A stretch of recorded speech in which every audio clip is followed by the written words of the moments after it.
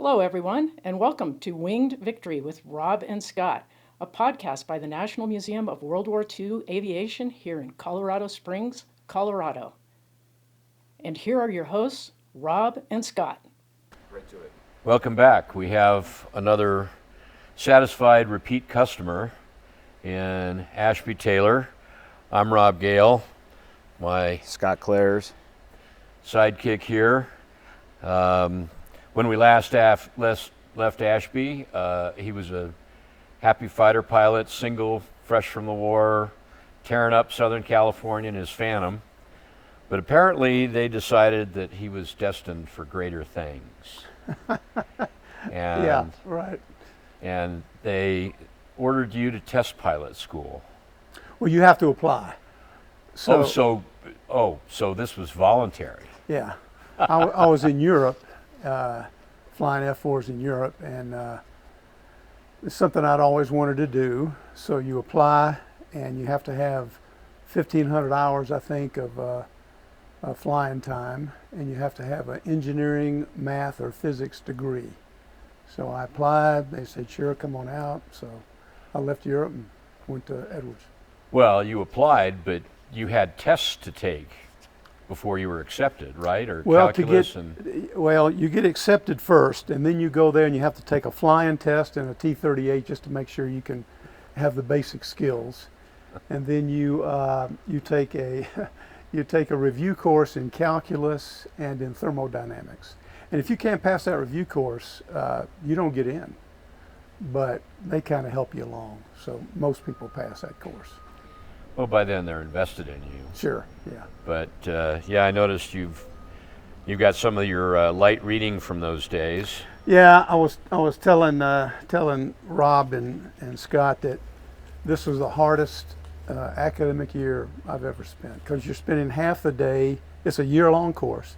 You spend half the day in academics and taking tests, and then the other half of the day you're flying. So not only do you have to study and pass all this stuff, you got to study the airplanes that you're getting ready to fly. And you're flying, I think I flew 32 different airplanes during that 1 year. So, you've got to prepare.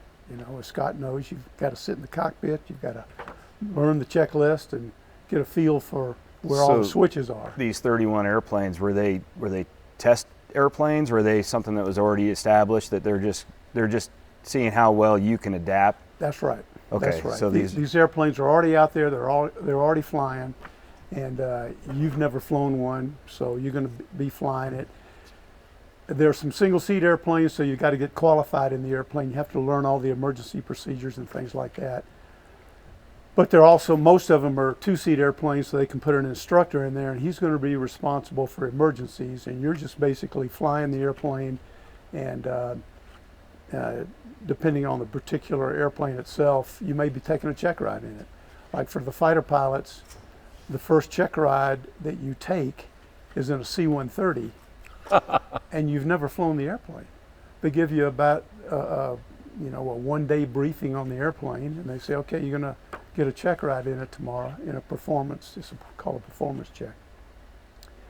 Instructor's here, the C-130 instructor. You're in the left seat. The test pilot school instructor's on the jump seat. And you don't have to be perfect, and you don't have to be able to do everything that the airplane does, but you've got to be able to take off. You fly a test card, time to climb, turn performance, all this kind of stuff takes about an hour. Then you come back and do a couple of landings. The landings aren't graded, thank goodness, because this 130 I landed harder than I've ever landed an airplane in my life. And I said, good grief, this is my first big airplane. I think I've broken it. I don't know that you can break a 130. Well, I see some pretty hard landings out here. The instructor said, no, that's a good assault landing. You're okay. We don't need to write an it assault up. landing. Yeah, there you go. Yeah. We don't care about the guys in the back. Right. So it was a grinding year, but you felt so great at the end of the year because you conquered all these airplanes and taken all these courses, and but then the work starts. Once you start flight testing, yeah. Let me just give you a quick. I brought all these books just so folks can see how many books you have to go through here. But here's some of the things that these books, the title of some of these books: longitudinal stability, maneuvering flight, lateral directional stability, dynamic stability and control, vectors and matrices, differential equations, stability derivatives, equations of motion, roll coupling, stall, post-stall, and spins. I mean, it was one thing after the other. And my wife says she never saw me because you're either studying at night or you're down at the test pilot school reducing data or writing reports. So it was rough, but.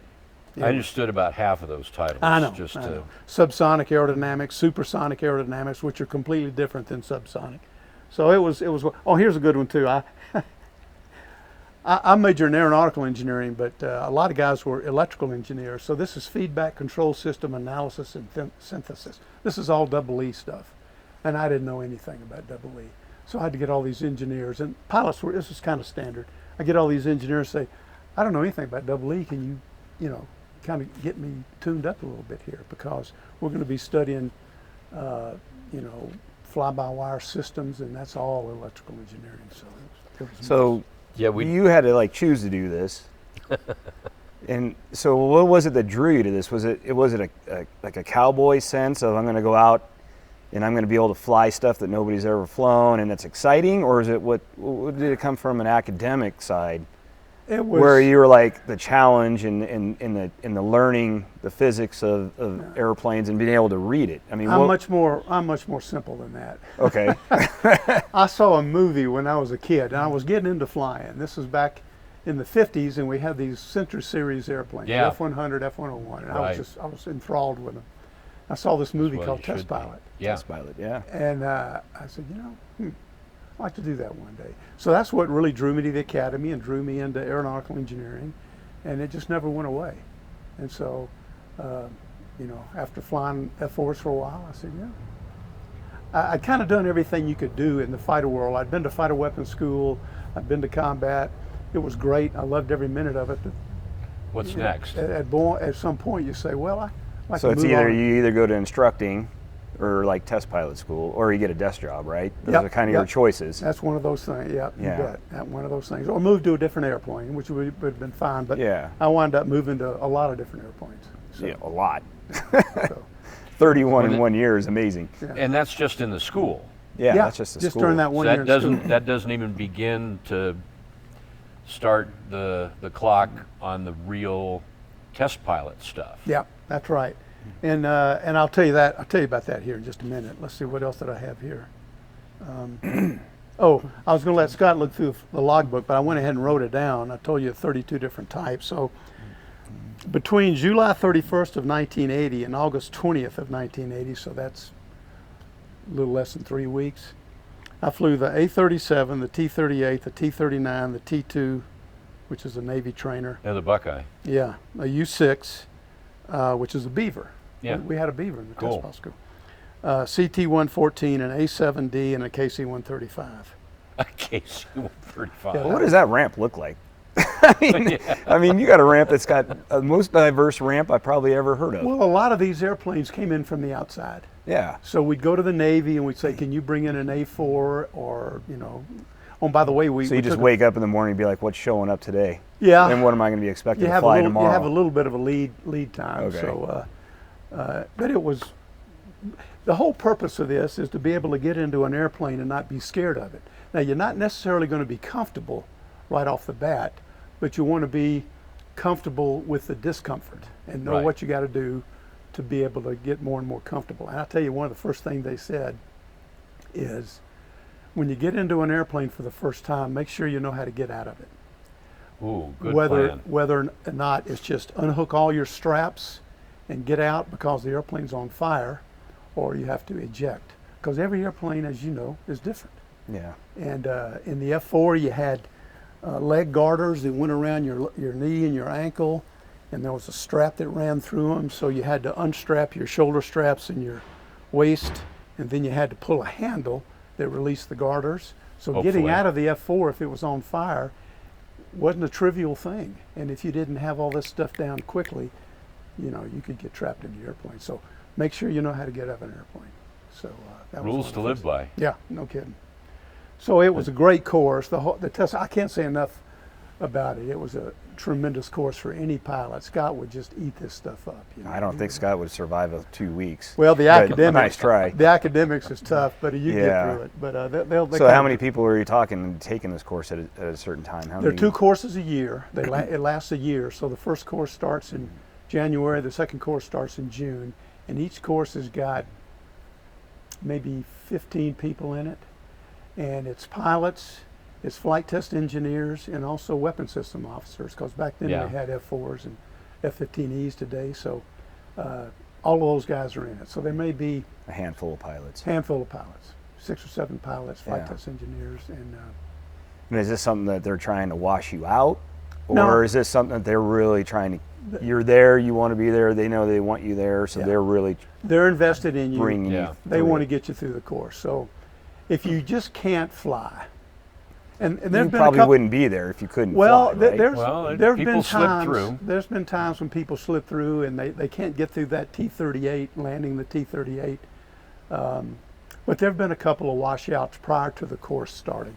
I've never heard of anybody washing out after the course was underway, because, like I say, they'll get you through the academics, you know, dragging you through academics. Kick the ball, drag Ashby. Come on, he needs a little extra instruction. They'll get you through that. But you got to be able to fly.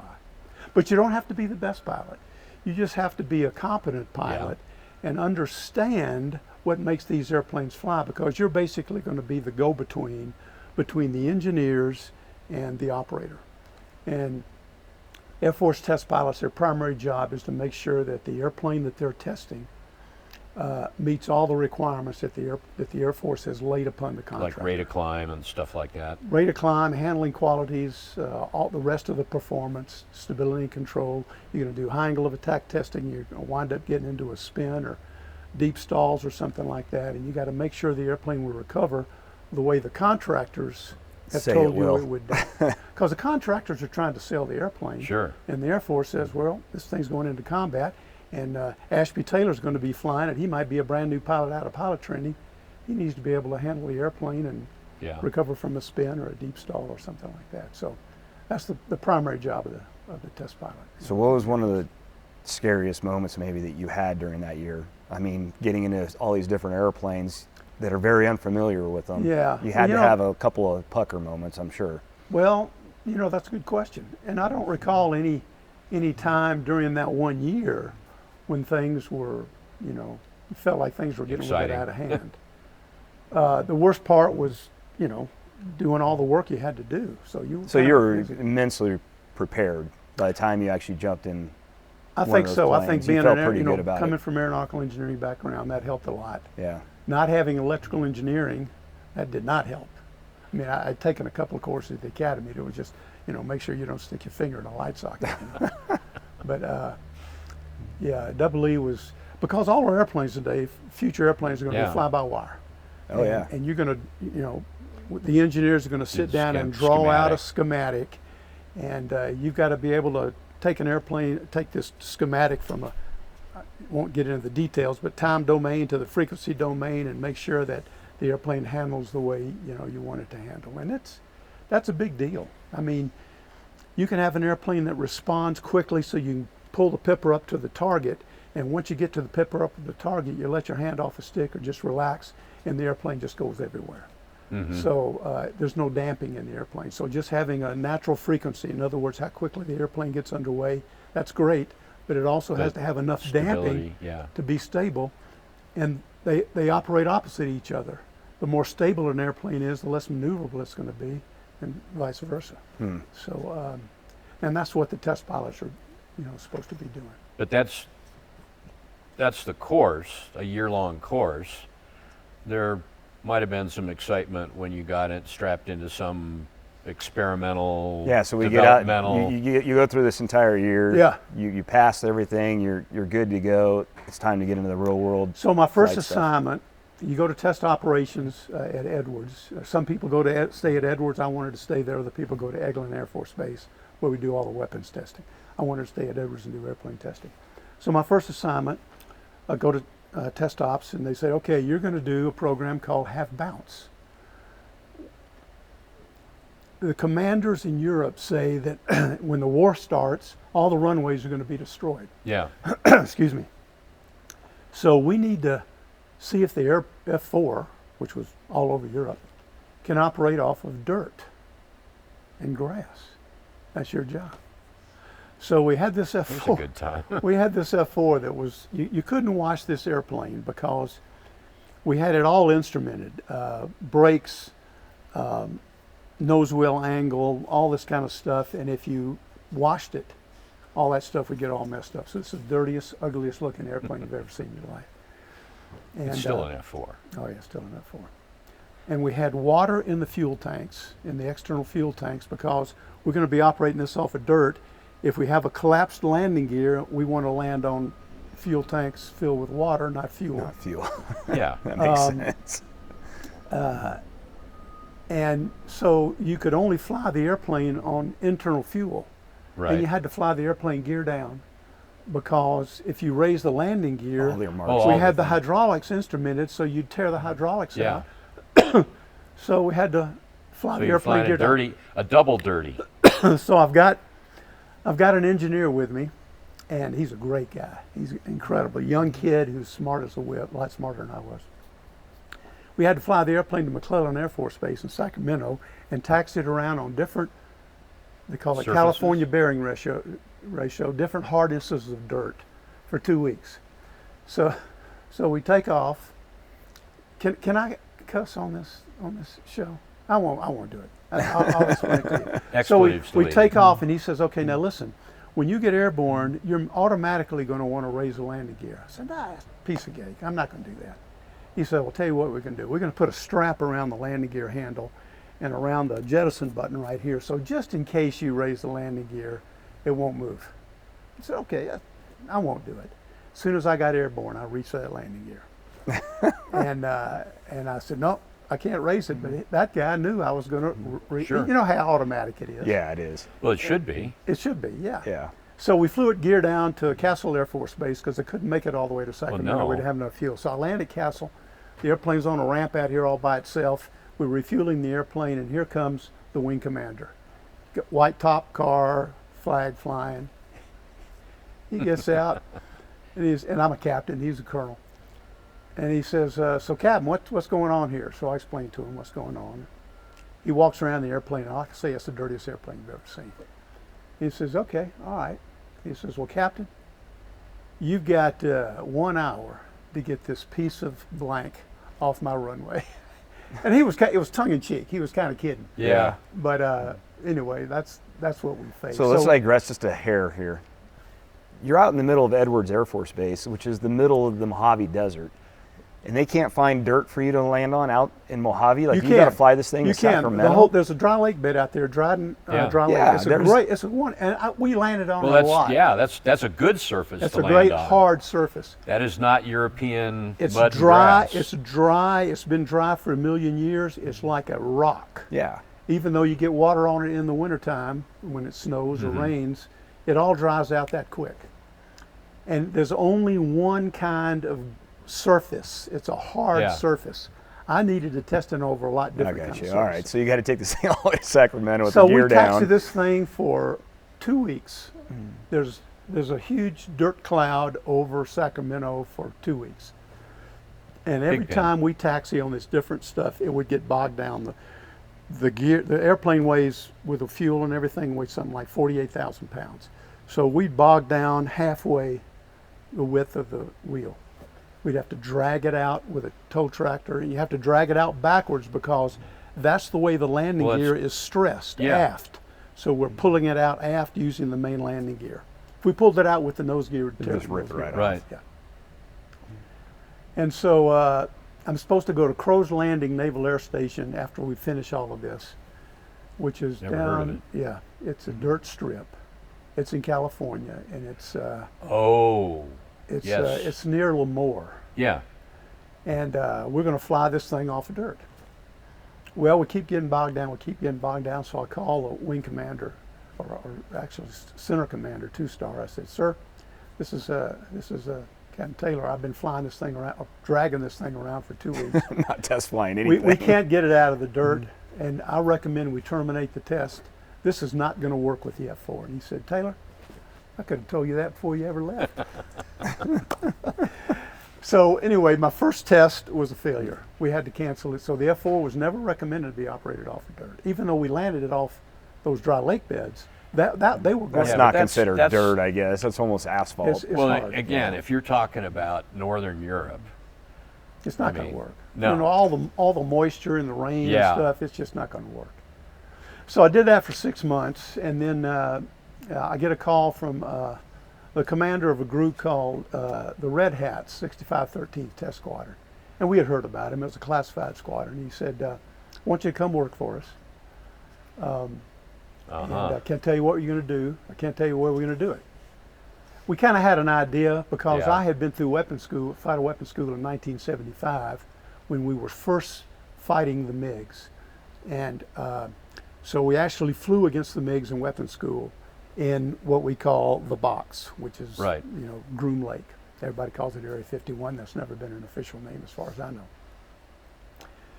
So he said, I want you to come to work. And I said, okay. So I got on a Beechcraft Twin Beach, a King Air, Yeah. King Air 300. We had a bunch of those. And we flew up to the box and we landed. And as we're taxiing in, I'm looking at it and goes, hey, that's a MiG-23. That's a MiG-21. What the hell is that? And it was an F-117 stealth fighter, which had not flown yet. Oh, really? So it's like you're thinking, what planet am I on here? And so now let me start off by saying that this is a book that is for sale. It's called Dreamland: The Secret History of Area 51. You can buy it on Amazon. This is one of the most accurate books I've ever seen. Really? During Clinton's presidency, he had to acknowledge the existence of Groom Lake Yeah. because there was a land withdrawal. We were being sued Right. and all this kind of stuff. So he said, yep, we have a classified test facility at Groom Lake. So that wasn't a black world anymore. Right. U-2, SR-71, MiGs, a lot of the stuff after that is all in this book. But because I was outbriefed when I left, I don't know what I can't say. Exactly. So I'm only going to talk about what's in the book. And by the way, That's just about everything is in the book when Yeah, it comes to that's the prudent. MiGs. When it comes to the MiGs. So I've read the book, so I know what I can say, and I know there's just a few things that I can't talk about. Anyway, so he says, you're going to get checked out in the MiG-23, and our job here is to do the scientific and technical exploitation of Soviet aircraft. There are 2 units. One unit is here at Groom Lake, another unit is up at Tonopah. That's the Tactical Air Command unit. Their job is flying these airplanes against friendly fighters sure. so that our fighter pilots know how to beat a MiG-21 or how to beat a MiG-23, and we did some of that. But our job is the scientific and technical exploitation of these MiGs. So we're going to get the airplane first, we're going to do all the flight testing, we're going to write all the flight test reports. If we don't need the airplane, we'll give it to TAC. If we need the airplane, then we're going to pull in units from around the country that know how to exploit this airplane. All the electronic emissions. We want to be able to paint this airplane 50 miles out Yeah.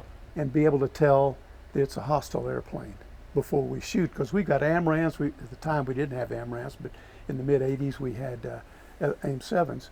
We want to be able to shoot beyond visual range, so we have to identify Just these by the airplanes. emitters. Because in World War II, in Vietnam, we basically had to get a visual before you could shoot these incredible missiles that could go out 20 miles. Yeah. We did have some techniques that we could use, and I've told you this Yeah. before. It's in the white world now. We could interrogate enemy aircraft's transponders. Yeah. So we could interrogate and say, yep, that's a hostile, so we can shoot beyond visual range. Yeah. There's a lot of other things too. So everything Yeah. that the F-22 and the F-35 can do today to identify these airplanes, a lot of that came from us. That's the kind of stuff we were doing. Yeah. You want to be able to exploit the spectrum Right. over the horizon. Yeah. Yeah. Okay, this guy is shining this, therefore he most likely is Most this. likely it's not good enough. It has to Right. be 99.9%. You don't want to shoot down a friendly. no, So- no, that's a bad way to go. Yeah.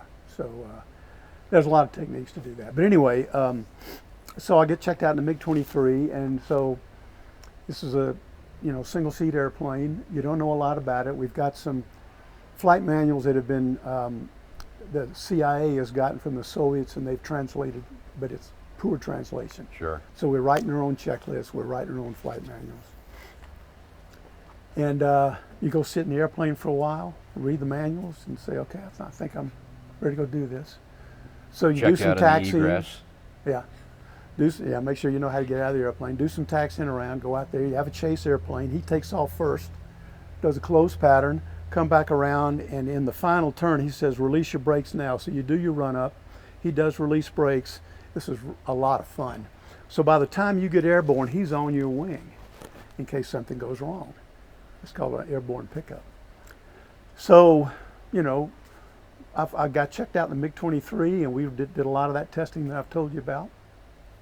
One of the things we did is we had a whole bunch of MiG-23s, and I can't tell you where they all came from, because that's one of the things I'm not sure that you can talk about, because it's not talked about in the book. Probably prudent. But we were rebuilding these much in the way that Westpac builds airplanes. Now, Westpac builds an airplane from a lot worse condition than our airplanes were. Our airplanes have been buried. Maybe they hadn't been flown for 10 years. They were in pretty bad shape, but they looked a lot better than that P-38 that came out of New Guinea. And they probably weren't maintained No. to your So our standards. guys, our maintenance guys were incredible, just like the maintenance guys at Westpac. They rebuild the airplane, and then we fly the airplane 5 or 6 times. We call them functional check flights to make sure the airplane is safe to fly, and all the systems work. And so on December 8th, 1982, I was taking the second flight on this MiG-23. I was going to take it all the way through the 5 or 6 FCFs.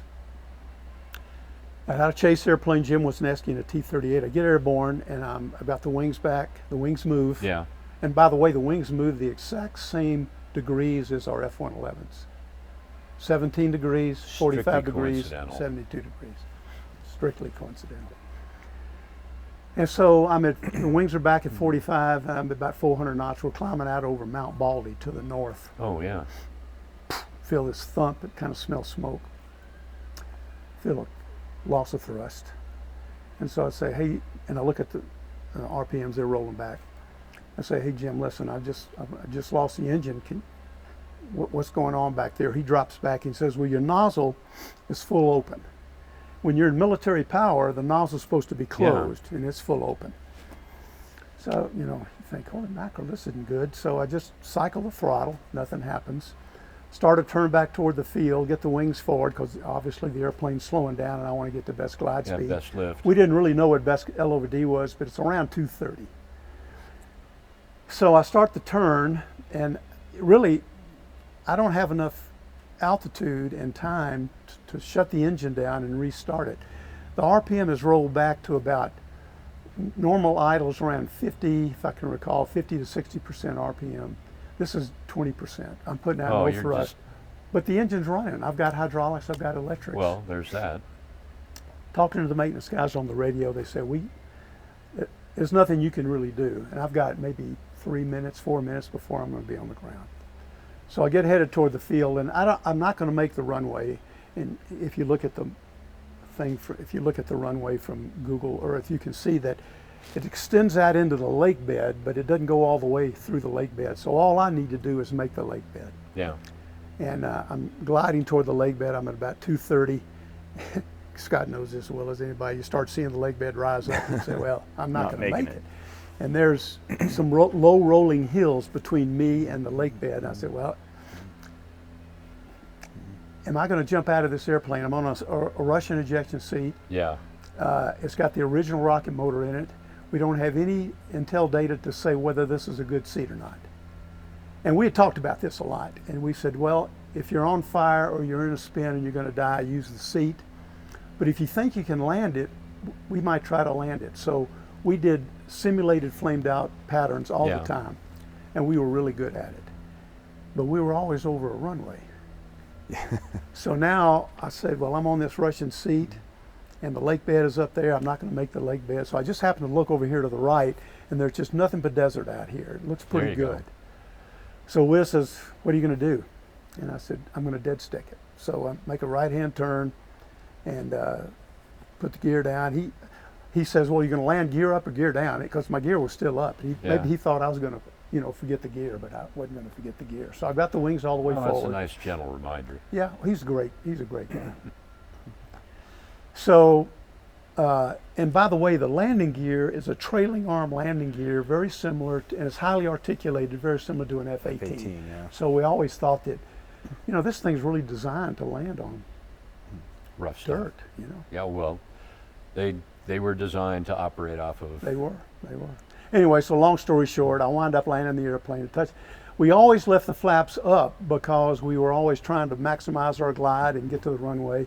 So I never lowered the flaps. And in hindsight, I could have lowered the flaps once I knew I was going to, make the desert.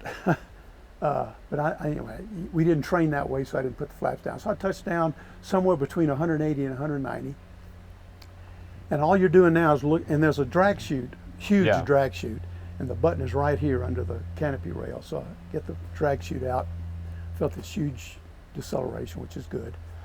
And I look up, you just look up in front of you. Please don't let there be a 3-foot ditch up there. Yeah. Anyway, roll out for about a mile, and everything's okay. Wow. So I could smell fuel when I opened the canopy. So I said, well, I better get out of the airplane. So you kind of unstrap, hang off the side, and drop down to about 2 or 3 feet. It's not that big a deal. Run about 30 yards away and look back and see this MiG-23 sitting in the middle of the desert. And you do what most pilots say. You say, man, what? I have really screwed up. What have I done now? Yeah, that's the first thing you think about. Oh no. So I finally walked back to the airplane, and there's fuel leaking out from underneath the engine bay. And long story short, I'd lost a turbine blade, and because they're terrible engines. The Russians wanted more thrust, and to get more thrust, they just added more fuel, turned up the interstage turbine temperatures, but did nothing to the metallurgy. So these things were spitting blades out in Russia all the time. So we had a 250-hour time between overhaul on these engines. And the Russians were taking them out all the time and putting new engines in them. And so the vibration in the engine tore a fuel line loose. We called it an N2 overspeed line, and all that does is roll the RPM back, and you're not going to get the engine back. Well, So- but again, you had hydraulics. You Had had hydraulics, all electrics, all the stuff Yeah. you needed to fly the airplane. the, So, otherwise, you might have figured out if that Russian rocket was any good. yeah, no kidding. And we turned out it is, because years later, a guy, a Tonopah guy, attack guy, ejected from a MiG-23 because he lost control during a maneuvering fight. And he ejected and was safe. And it turns out he's a future chief of staff of the Air Force. So I got him down here somewhere. That's a career. Yeah. So to this point in your whole career doing the flight testing, it's kind of been proven airplanes or taking an enemy airplane and figuring out how to engage it or anything. Right. Is there anything that you stepped into that was just brand new It that was you got to go test fly? I got to fly an F-16 when I was in test pilot school, and the F-16 had just flown about a year earlier. Okay. So this was a full-scale development airplane, and they were looking for guys to fly it and tell us what we thought about the handling qualities. We dropped bombs with it. We did, radar navigation with it, and so I did get to do that on one flight in the F-16. But here's the difference between what I did and a lot of other guys did. These were older airplanes, and we were trying to learn how to beat them in combat. Yeah. But that's what I did my whole 4 years in flight testing. I never went to the F-16 or the F-15 and did spin testing or something like that. That would have been pretty cool. But when I was there, all those airplanes were well into their flight testing, and most of the stuff was systems flight testing. Yeah, just So I've never really running got down into the- a brand new airplane and say, I don't even know if this airplane's going to fly. yeah. And typically those are the contractor pilots. They're the ones who do the first flights. They're working for Northrop Grumman or whoever. They do the first flights, and then they bring the airplane to Edwards. We form a combined test force, contractors, test pilots, and operational pilots. And then you work through a test program that may take years to get through. I never did that. That would have been pretty cool. I'd have liked to do it. But I really enjoyed this testing of the MiGs. That was pretty cool. And how long was your career doing the flight testing? 4 years at Edwards. Okay. And then after Edwards, I went to the Pentagon. And then out of the Pentagon, I went to be a squadron commander at Eglin, and we did testing. Weapons? We did the weapons testing, and I did do some developmental testing there, but it was with weapons. So, for instance, the F-16, I was flying the F-16 there. I had to shoot an AIM-9 Mike, which is one of the earliest times we'd ever flown it. And TAC said, "Well, we want to make sure that this missile is good throughout the entire envelope of the F-16." Well, the maximum indicated airspeed of the F-16 is 800 knots. You can pull 9 Gs with it. You can go Mach 1.6 with it. So that was my job. So I get to 50,000 feet, light up the afterburner, get out to 1.6 Mach. It doesn't have a movable inlet. So once you get to 1.6, it's really not going to go Maxed much out. faster unless you push over. So push over 0G. By the way, 0G is the fastest way to accelerate an airplane because you get rid of all your induced drag, right? You're Yeah. not developing lift, so Yeah. you can accelerate pretty quickly. Just a So dart. push over, yeah. Yeah, lawn dart. Push over into a dive, and the airplane begins to accelerate. The indicator airspeed goes up, and the Mach number goes up until you get down into thicker air. And once you start getting down into warmer air, Resistance. Mach number is going to kind of hang up. So I got up to about 1.8 Mach. I was in 792 knots, so you had to be within a 10 knot band, 790 to 800. Roll into 45 degrees of bank, pull 7 Gs, and just shoot. We just shot it into the Gulf of Mexico. And so that was pretty wild. That was a pretty wild, because you're at the absolute limit of what the airplane can do. And so That's very interesting. yeah. So those were the kind of testing we did at Eglin. And we were putting new software into the F-16, so we had to go out and shoot the dart with the F-16 and make sure that the gun sight still worked okay, and that was a lot of fun. We dropped all kind of different kind of bombs. But the airplane itself was already well under Yeah, development. yeah. I mean, a known quantity. Yeah. But particularly the missiles, that's not Well- such a known quantity. I mean, bombs work on gravity, but missiles. it's I've got a whole- video of a lot of weapons testing. And there's a video of an F-111 dropping a fuel tank. And the fuel tank comes off, nose starts to come down, and then all of a sudden the fuel tank pitches up, goes right through the rear stabilator and knocks off the right stabilator on the F-111. So it's really difficult to characterize the airflow underneath an airplane. And that's kind of one of the things I've always talked about with the Dauntless. You know, that trapeze that comes out, you look it up on the internet and it says, well, you don't want it to fly through the prop. And that could be true. But there's also a lot, you know, you got those A lot of flaps churn. out. You don't know what's going to happen when you drop a bomb off this airplane. I'm sure they did some testing with it, but they didn't have computer systems that we have today Right. that characterize. Well, yeah, you got the Helldiver. You know, if you look at our Helldiver, Yeah. it's the -1. Well, they don't have any of the holes in the dive flaps. There So you when you go. put the dive flaps out, There's no telling what's it's going just giant blank. Yeah, it's like a barn on. All door. kind of Who stuff knows swirling what's under going there. on? Exactly. And I mean, they went through like 3 or 4 different iterations of dive flaps before they got to the -5 Yeah. and kind of settled on Put those what holes they in. got. Yeah. So So it's it's a continuous. right. And so at Eglin, when you're dropping bombs off airplanes, you just never know. And so that's a big deal, dropping those bombs. I remember chasing an F-15E, same thing. Bombs were coming off and flying everywhere. So we had to put stronger ejection feet on these bombs to racks. get them away from the airplane, 5 feet, 6 feet away, so they don't get all upset by the Tangled turbulence up, underneath the tumbled up. airplane. Yeah. So I guess for one of the last things for me, kind of to change the subject just a little bit, I know that you got a little bit of time in our AT6. Yeah. So I think you have a very interesting perspective considering how much testing and how many different airplanes you've been in as to what is it like to jump into the T6 for the first time? What kind of experience did you have? That's a good with that? question. Well, I did a lot of cockpit time, like Yeah. you probably did before you flew it too. And I sat right in here, turned the radios on, so I was comfortable, fairly comfortable, in the cockpit. Tail dragging is a different ball game. Scott knows that as well as anybody, and I didn't have a lot of tail dragger time. So once I got out there and started flying with Mike, I said, you know, this is a little different. I'd flown Piper Pawnees towing gliders, Yeah. flying off of grass. And the tail wheel, when you're flying off of grass and dirt, is a lot more damped than it is out here on concrete. Oh yeah. There's a huge amount of difference between concrete and dirt. Yeah.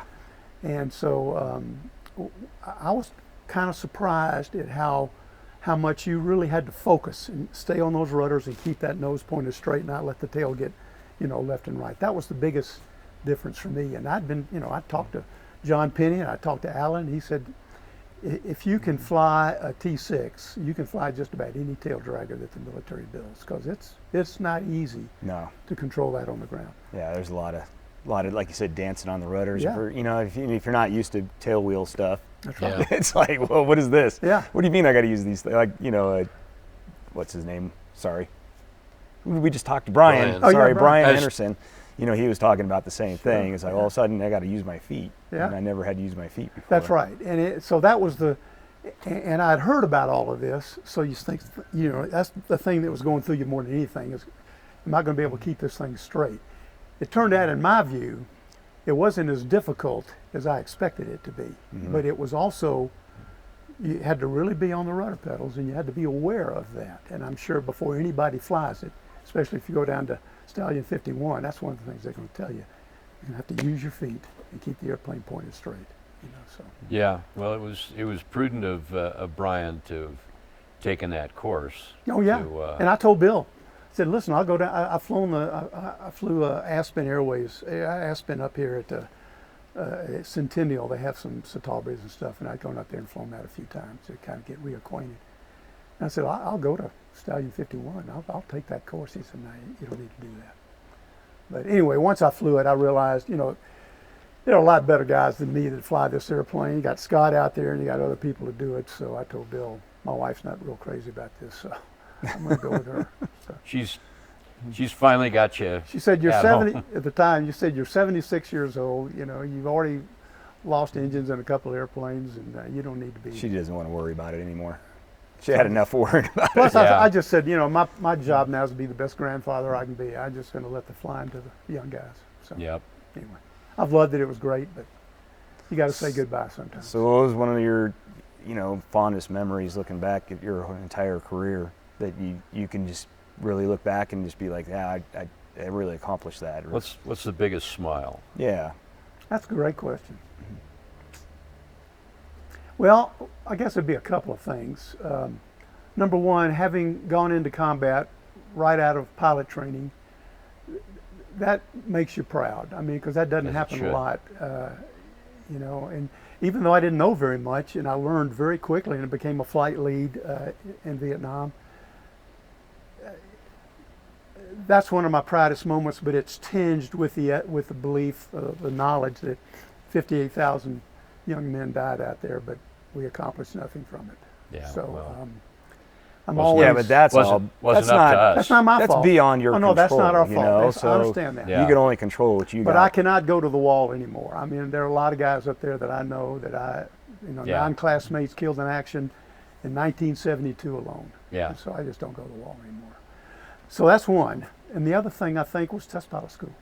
That was, Well, like I yeah. say, that was one of the hardest things I've ever done, and most guys agree to that. So I'd say those two things are things that I'll live with. Well, we lucked out and got you talking about two of the high points of a very distinguished career. It was great. I have no complaints. No complaints. I love the Air Force, and it's a great way to spend 20 years. We really appreciate you sitting down with us again, Ashby, and taking time out of your Great. day. It's great. 'Cause, You guys are We just great, love to both hear of you. this story. So Both of you are great, and I love doing this stuff with you guys. So Well, we love doing it as well, and I think we got the best job. oh yeah, I You get to do. sit back and get to hear all the greatest stories. That all these guys get to say. So yeah, I love it. Right. This is my favorite thing. Great. well, I'll you, sir. shake y'all's hands. Thank you, Ashby. You bet. You bet, Really Scott. appreciate it. Really enjoyed talking to you guys. More stories from guys I've known for a long time and had no idea. I didn't know Ashby flew MiGs. Yeah, well, I knew that he was a test pilot, but when you hear test pilot, you think, oh, he's out there flying, F-117s prototypes and or- prototypes and stuff Yeah. like that. You don't think about him dragging an airplane around in the dirt for 6 months trying to get it to move.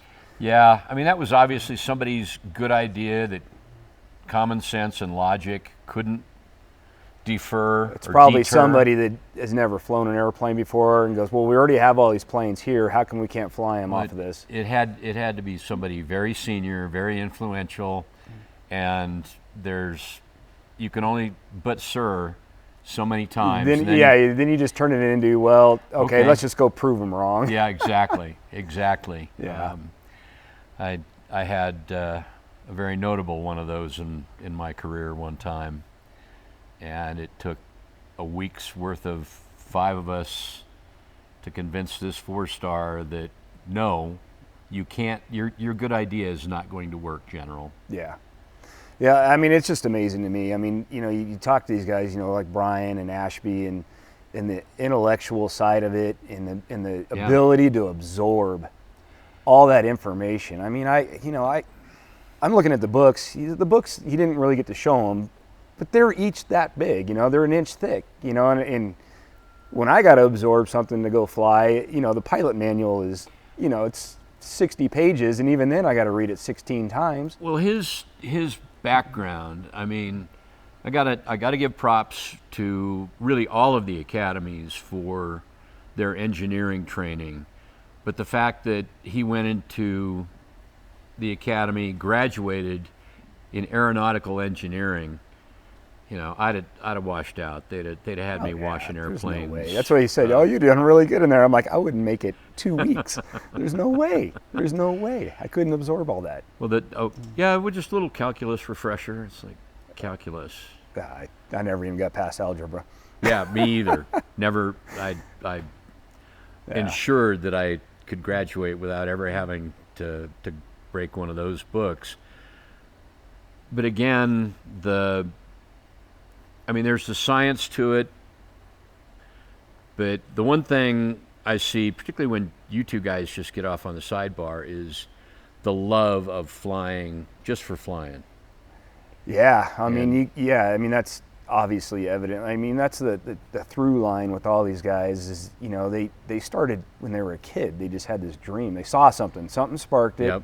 And for him, it was watching Test Pilot, and which is a good movie, by the way. But it's obviously it probably wasn't anything that he actually ended up living, but it got that spark going, and it's something that carried through for his entire life. I mean, because there's just something about it. I don't know. There's just something about being above the ground, being above it all, and just you're in a 3-dimensional world. You're not just going left, right, north, south. You're going up, down, spinning, like you said. I mean, just everything that you need to know about the airplane, because how is it going to react when I'm at 1.6 Mach in a 45-degree bank? It's shooting something. And then I'm going to launch a missile. Yeah, you got to. There's just so much more to take in and know, and I think a lot of these guys they just like the challenge of it.